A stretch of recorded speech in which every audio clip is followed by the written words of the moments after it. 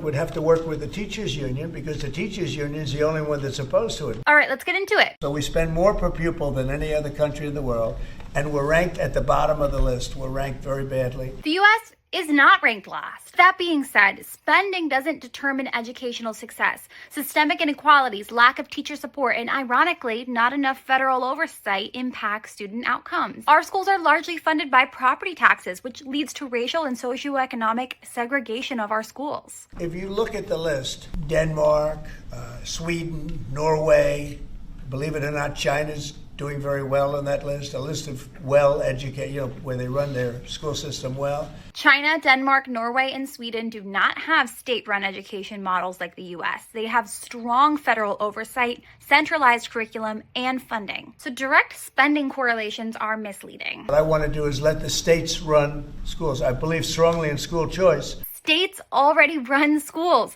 State and local school boards already make nearly all the decisions on curriculum standards, funding, and how that funding is distributed. But in addition to that, I want the states to run schools, and I want Linda to put herself out of a job. The U.S. Department of Education provides extra K-12 funding for special education, low-income schools, and civil rights enforcement. Federal oversight helps protect students' rights, especially students with disabilities, racial minorities, and LGBTQIA+ students, which I have a feeling is what you want. If I could give the schools back to Iowa and Idaho and Indiana and all these places that run properly. There's many of them. Some states rank among the lowest in education, especially red ones. Simply giving them more control doesn't automatically make them perform like Denmark. I think that if you moved our schools into some of these states that are really well-run states, they would be as good as Denmark and Norway and Sweden and some of the other states. Some states, like Massachusetts, perform great, but other states underfund their schools, lack high standards, and have teacher shortages.